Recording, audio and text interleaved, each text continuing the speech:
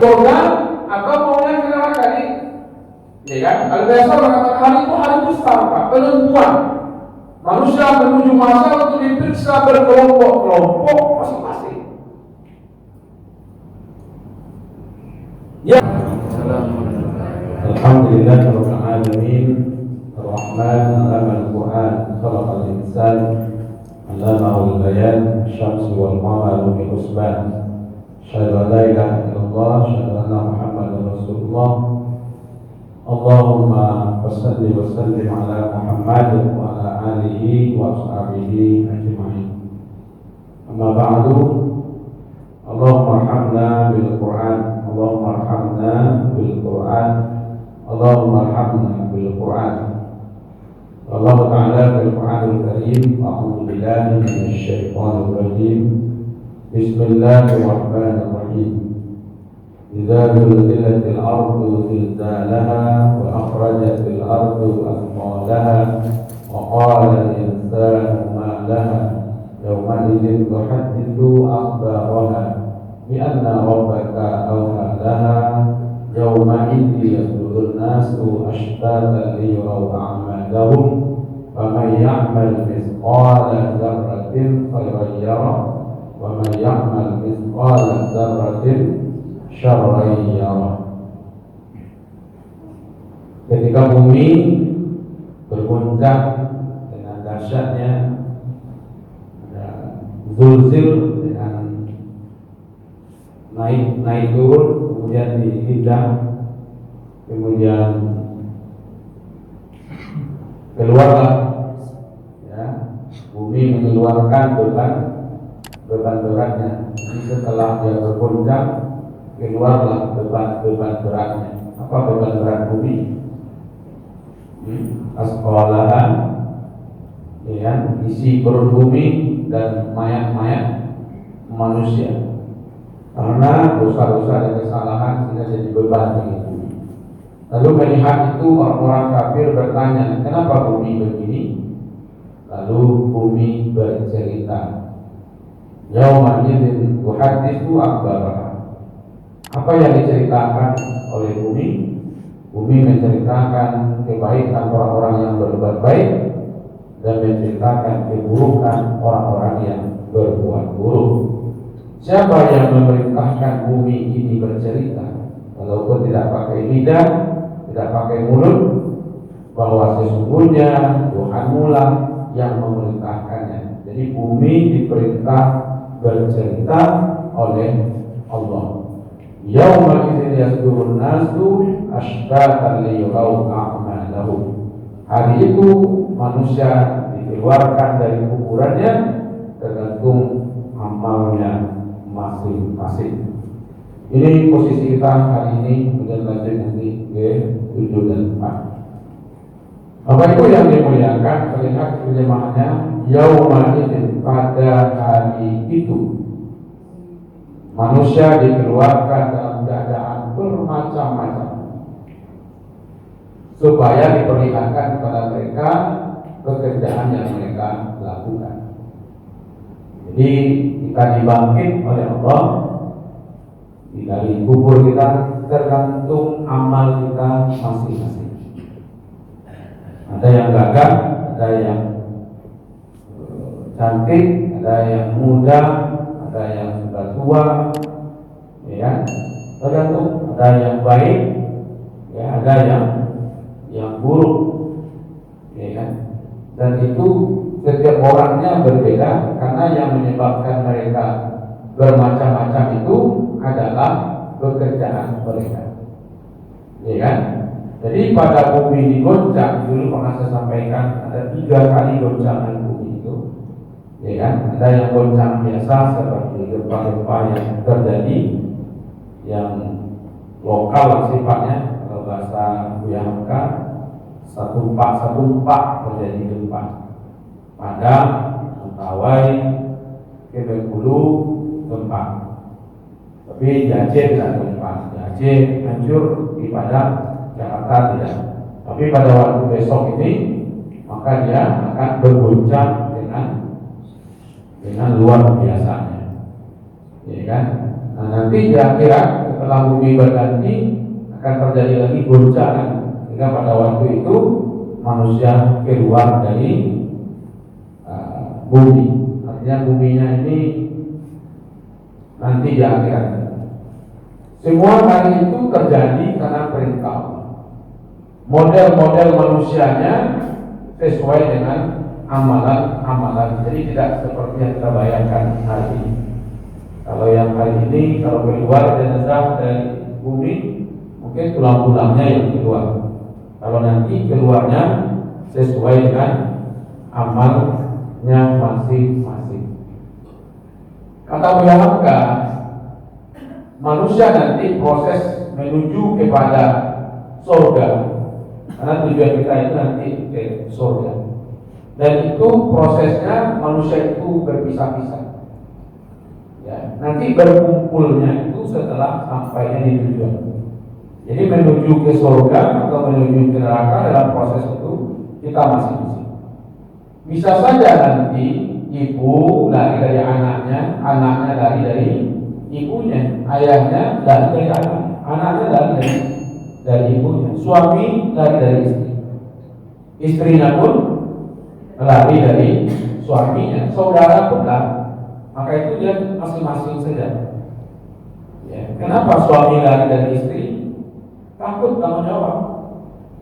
Yang hari ini tidak bertanggung jawab kepada istrinya. Ya kan? Saya kemarin menyelesaikan sengketa suami istri. Pertama suaminya yang datang. Saya bilang, urusannya apa Pak? Saya bermasalah dengan istri. Oh kalau begitu Bapak tidak bisa konsultasi dengan saya sendirian. Bawa istri Bapak. Kalau Bapak sendirian nanti Bapak bergunjing tentang istri. Ya kan? Kalau istrinya saja yang datang, istrinya bergunjing tentang suaminya. Dan saya bukan tempat untuk bergunjingan. Ya kan? Kalau Bapak mau, ya kan, datang ke keduanya. Ternyata komunikasi sedikit saja. Apa yang sedikit itu?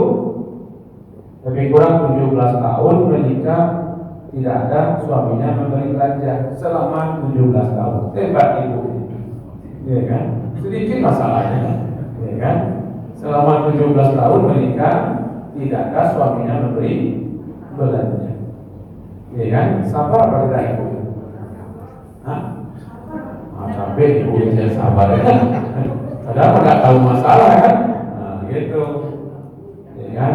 Masalah Ustaz, 7 tahun udah jadi berlanjut Ustaz, tapi tetap juga mau menjadi istri beliau. Begitu itu bang.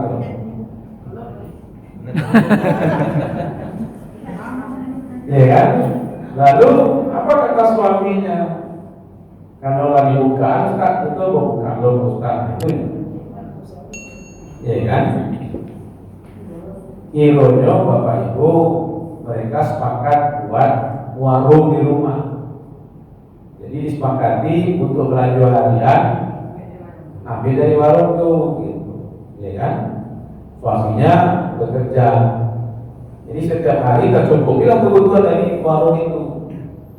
Jadi suaminya diam-diam tanpa pengetahuan istrinya, uang yang harus diberikan belanja itu disimpannya, dibelikannya tanah 650 meter untuk ukuran kandang.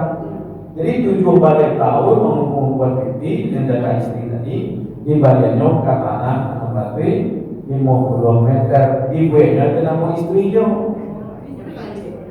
Sabar ibu. Les sabar ibu. Nah, tidak sabar ini.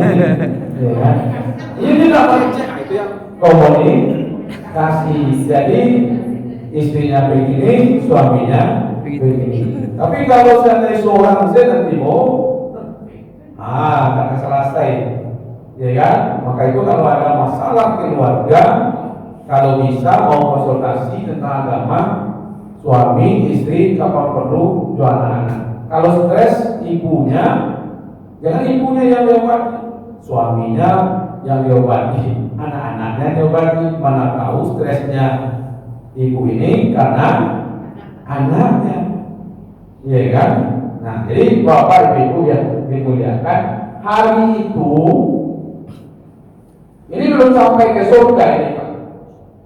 Ya, maka itu proses terjadi karena nanti ada hisab, ada mizan di situ. Kemudian apa dulu kajian kita?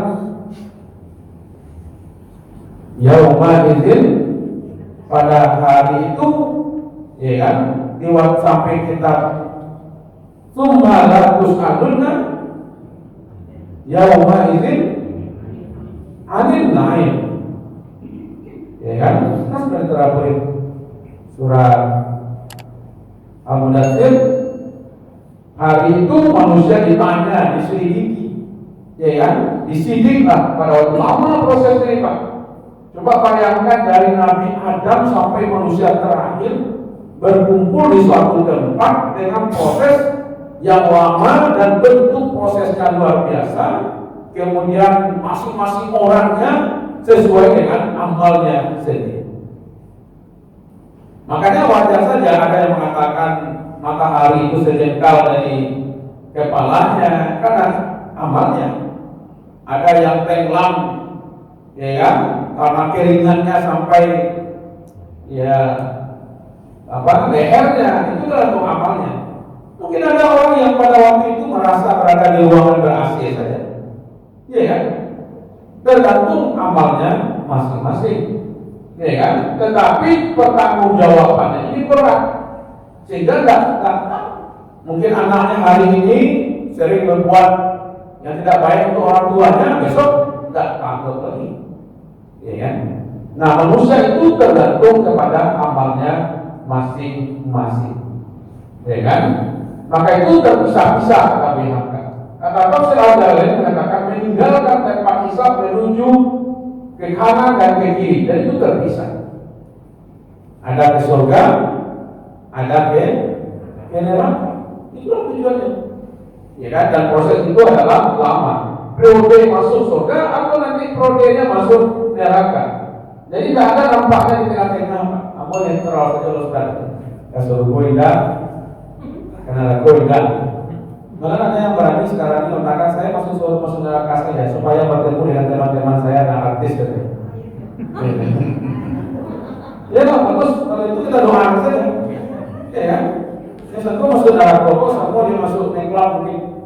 Ya kan? Ya itu manusia Pak. Jadi manusia yang sesat dan menyesatkan. Gitu. Ya kan? Ya, sudahlah. Ya. Nah, Bapak itu yang dimuliakan maunya kemana? Ke neraka, ini contohnya Pak. Kasar itu, ya. Nah, jadi nampak jenggo, nampak orang suruh ke neraka. Mau ke surga atau maunya ke neraka ini? Ya kan? Kalau biasa mengatakan hari itu sampai penentuan. Manusia menuju masa untuk diperiksa berkelompok-kelompok masing-masing. Yang menentukan ini keadaannya kita hari ini.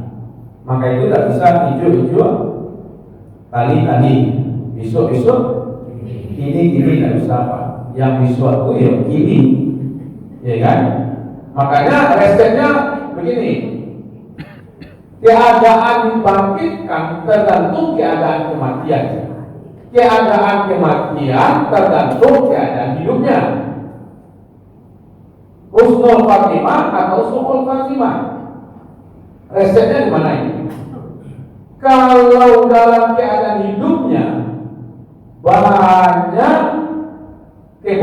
kebaikan, Husnul Khatimahnya. Kalau dalam hidupnya sekarang ini banyak dosa dan kemaksiatan, maka dia Su'ul Khatimah. Tapi saya begini Bapak Ibu, kurang pas menurut bahasanya mungkin ya. Ada orang yang sudah meninggal, lalu kita doakan semoga husnul khatimah. Ya kan? Ini berarti daripada ke Jakarta, libur Jakarta, mudah-mudahan Bapak selamat sampai di Jakarta. Dia sudah sampai di Jakarta. Ya kan? Apakah selamat atau tidak selamat, lalu kita doakan dia selamat. Ya kan? Kalau mau mendoakan daripada Bapak mau berangkat kan ke Jakarta, mudah-mudahan Bapak selamat sampai di Jakarta. Inilah saya tadi kok gak makanya sih, ya kan? Makanya memang tidak diajarkan doa yang seperti itu. Doa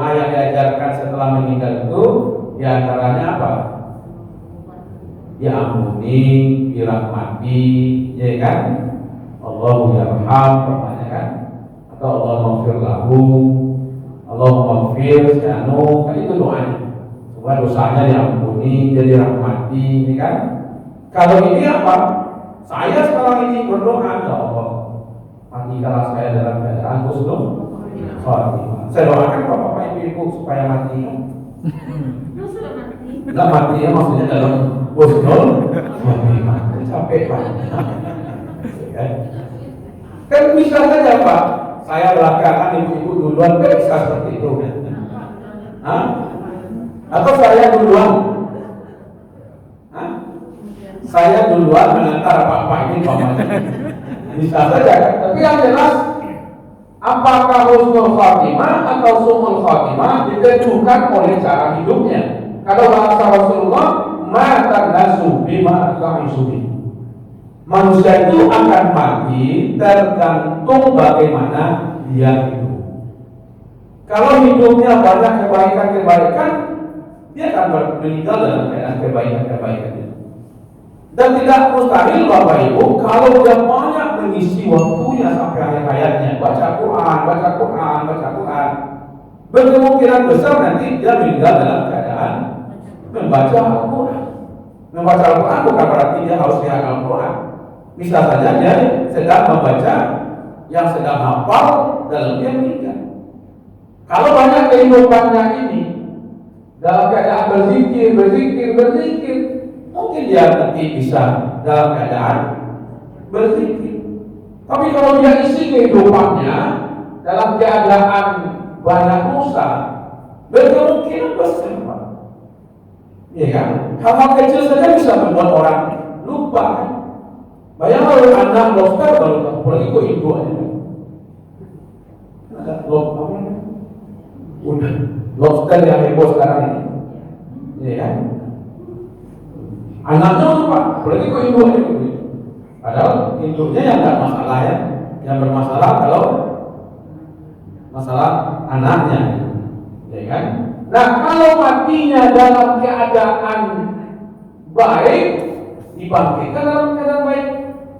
Kalau matinya dalam keadaan buruk, maka buruk pula dia dibangkitkan.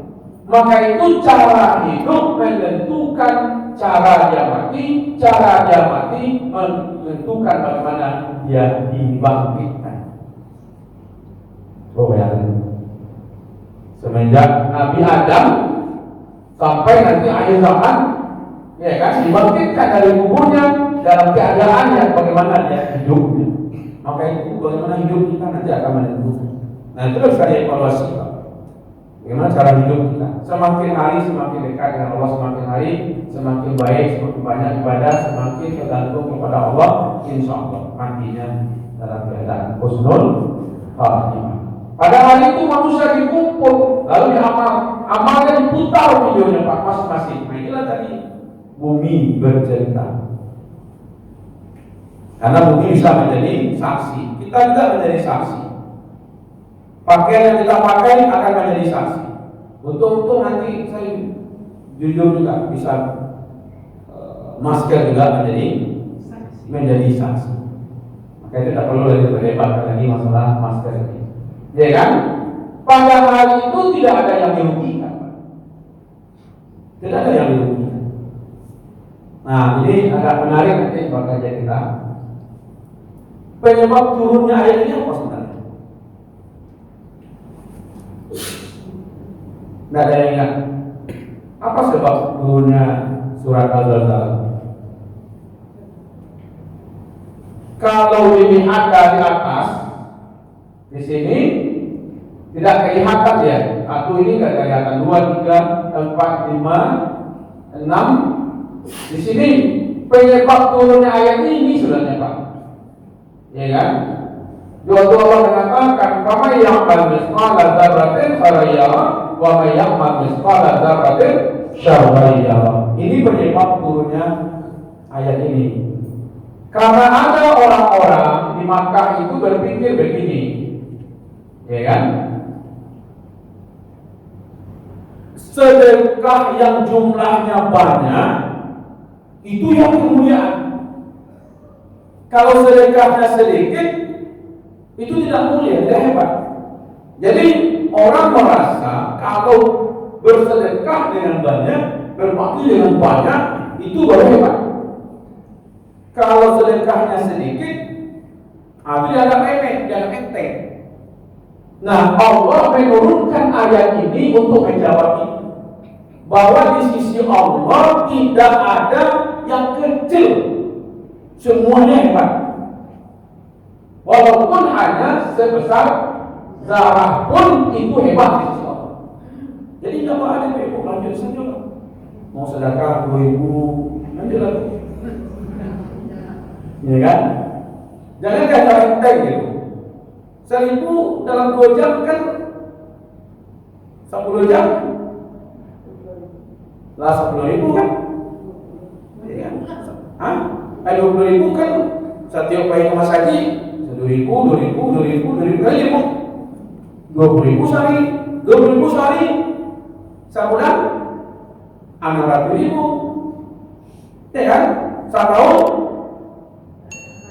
ya kan? 7 juta, 200, besar jadinya.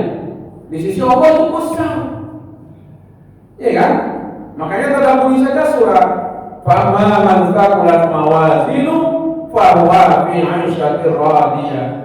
Siapa yang berat timbangan amalnya, maka dia berada di tempat yang menyenangkan, itu surga. Yang berat, bukan yang banyak.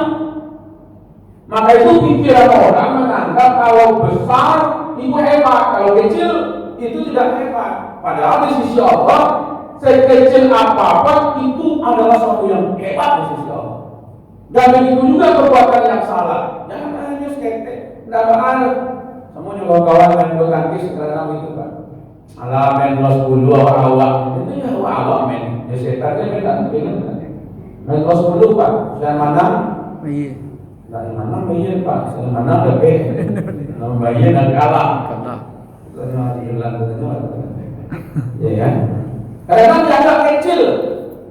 Padahal itu judi ya dosa tidak perlu datang yang kecil. Apalagi kalau sering dikerjakan. Maka itu jangan menganggap kemuliaan itu karena amal kecil atau besar. Semuanya mulia di sisi Allah. Ya kan? Makanya menarik juga itu Pak. Kalau naik sepeda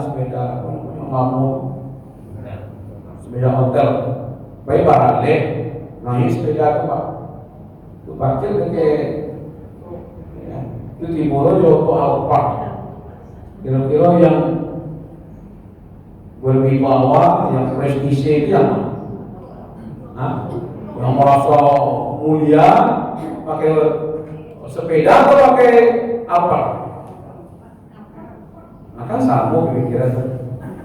Ya kan? Seolah-olah dengan sepeda ini menjatuhkan martabat, ya kan? Kalau naik mobil mewah, seolah menaikkan rating. Cuma naikkan kedua-duanya Pak, baru zaman. Naik sepeda baru, naik Alphard kalau kilo-kilo terangkat pada derajat baru. Yang naik Alphard naik ratingnya, ada?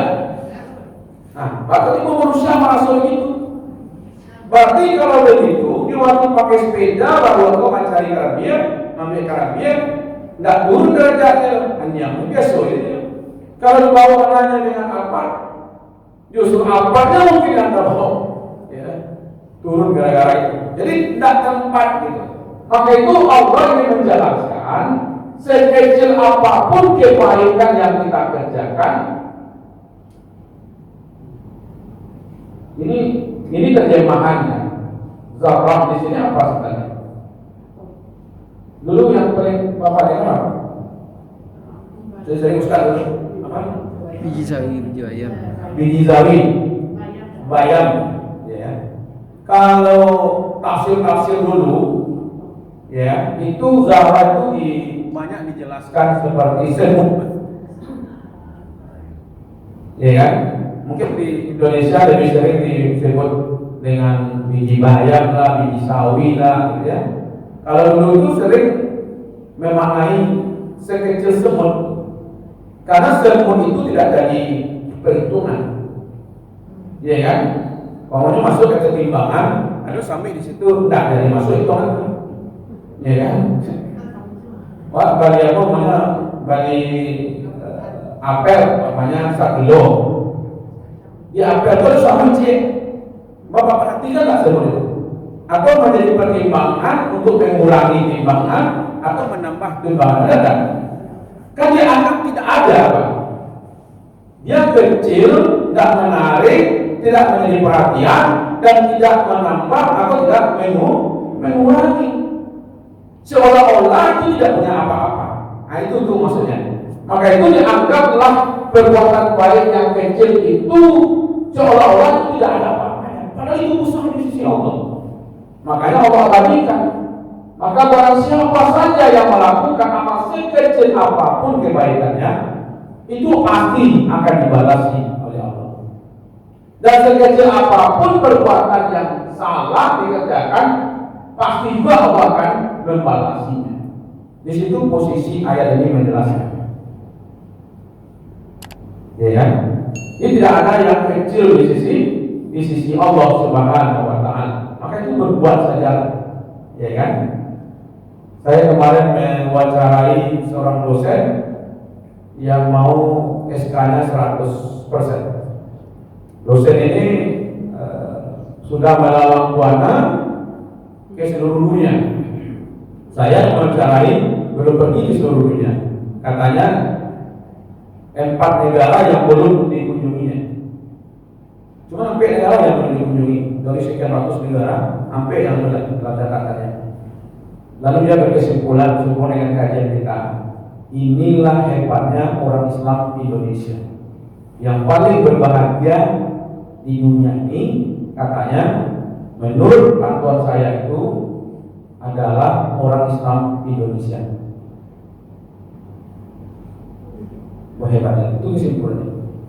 Kenapa demikian? Ya, Bapak kalau pergi ke Eropa, ke Amerika, tidak kenal dengan orang, itu Bapak senyum-senyum dengan mereka takut. Tapi di Indonesia, apalagi di Minang, tidak kenal pun Pak, bisa menawarkan singgah ke rumah mereka. Sambil menunggu foto juga, tuh baca-baca itu. Ya kan, ibu, yo, nah langsung kan, gimana ibu, ya kan, di Padang, kamu udah bukit tinggi, gitu, di mana bukit tinggi, mau tinggi, gitu ya.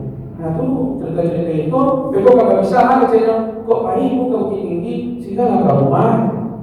Padahal nggak kenal Pak, maksud tawaran dong. Bergaul dengan orang Amerika, dengan orang Eropa, berapa dengan mereka. Begitu kebahagiaan sesamanya itu tidak ada luar negeri, dan itu benar.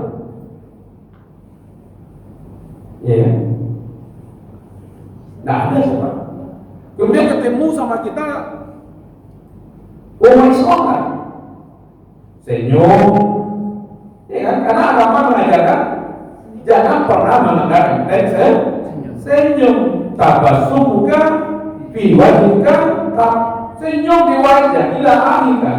Itu sudah sedekah. Tapi tidak ketemu memang hebat kan? Mungkin bersih, sejuk, damai, tenang. Mungkin banyak negara lain. Tapi yang bahagia itu katanya, itulah di Islam. Itu Pak. Ya kan? Saya pernah diusir di Jamarat itu, membawa jemaah untuk melontar pagi-pagi sebelum subuh. Karena hari panas kan, jalan kan jauh 4-6 kilo. Kemudian sholat subuh lagi di Jamarat. Ya kan, sholat subuh datanglah aparat kepolisian. Ya kan, diusirnya Pak, hamduk, ya kan. Karena di jalan kan banyak. Ya, saya bilang, ini bapak ini kakinya sakit, ya. Ini ibu ini lemah. Macam-macam katanya. Akhirnya, baunya selfie Pak. Akhirnya janganlah Pak Jumadian selfie. Jadi kadang-kadang kalau dari saya turun, ya kan, kebaikannya. Jadi itu kadang-kadang ada kebahagiaan, ya kan. Jadi Umat Islam tuh bapak ibu-ibu karena dia dapat balasan dari Allah Subhanahu wa Ta'ala. Ya kan, maka itu jangan berkecil hati. Sebesar apapun kita berbuat kebaikan pasti akan dibalasi oleh Allah. Malahan Bapak Ibu yang dimuliakan, coba lihat sini. Wadadahu mawazina qisqa. Allah memasang mawazina, timbangan. Ini jamak dari mizan. Timbangannya tidak satu, Pak. Banyak timbangan. Timbangan amalan kita itu Pak banyak nanti. Iya kan? Ada akhlaknya ditimbang, ikhlasnya ditimbang. Iya kan? Ditimbang Pak. Ada timbangan ikhlas juga bayangkan. Ini malah ada timbangan. Walaupun kali-kali mengejar, aku ikhlasnya Bu. Iya kan? Aku ikhlasnya Bu. Semakin kecil dan ikhlas, semakin ikhlasnya. Kenapa? Karena dia ingin juga orang lain tahu kalau dia adalah ikhlas. Dalam baca Quran satu juz sendiri-sendiri, sudah selesai. Sadaqallahul azim. Itu buat komen. Alhamdulillah, baru selesai baca Quran satu juz.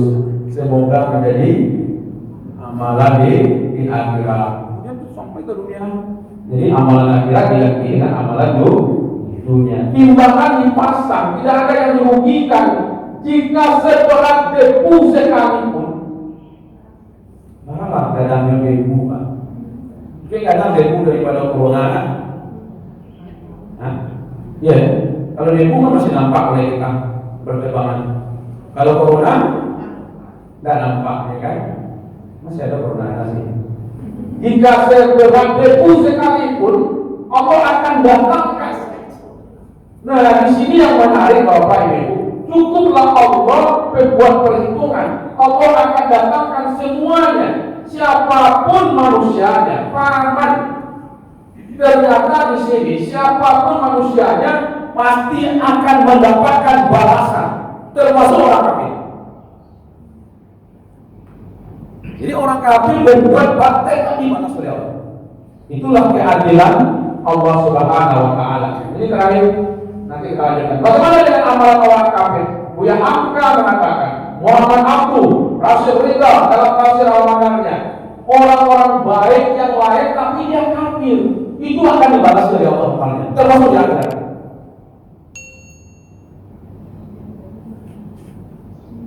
Cuman ada yang bisa menikmati, ada yang tidak. Coba lihat di sini. Siapa yang berbuat kebaikan sekecil zarah pun, Allah akan membalasinya. Makanya di sini gunakan ya Allah. Ada yang melihat saja, ini amal kebaikan kamu dulu di dunia. Cuma karena kamu tidak beriman, kamu tidak bisa dapatkan ini. Ini dulu amalan kamu di dunia. Kamu orang beriman, nanti dapatkan. Tapi untuk ukuran dunia, dia tetapkan semua amal orang baik buruk dia dapat di dunia. Makanya amalan buruk pun bisa menerima di dunia. Dulu sebelum Nabi Muhammad langsung dibalas ya. Dosa-dosa itu langsung dapat. Masa Nabi Nuh, Nabi Lut, ya kan? Langsung Pak. Semasa Nabi Muhammad sampai akhir zaman, dosa itu banyak yang ditunda karena rahmatnya kepada umat. Di dunia ada balasannya, di akhirat ada dunia akhirat, ada akhirat tapi tidak bermanfaat ya. Iya kan? Ibu mau dibalasi amalnya di dunia atau di akhirat? Oh di akhirat saja, dunia enggak. Ya kan? Kedua-duanya. Malah ada orang yang tidak mau sunding amalnya di akhirat, dia tidak peduli balasan di dunia. Makanya hidupnya kadang-kadang sederhana saja di dunia, karena yang dikejarnya adalah untuk akhirat. Takut dia kemewahan dunia akan mengurangi kemewahan di akhirat. Nah, mudah-mudahan dunia ini tidak mengurangi. Insya Allah Bapak Ibu yang dimuliakan, semua amal sekecil apapun akan kita nikmati dengan iman dan ikhlas. Amin ya rabbal alamin. Insyaallah kita lanjutkan pada pertemuan yang akan datang Pendalaman ayat 7 7 dan 8. Kita tutup dengan bacaan wabillahi taufiq wal hidayah. Wassalamualaikum warahmatullahi wabarakatuh.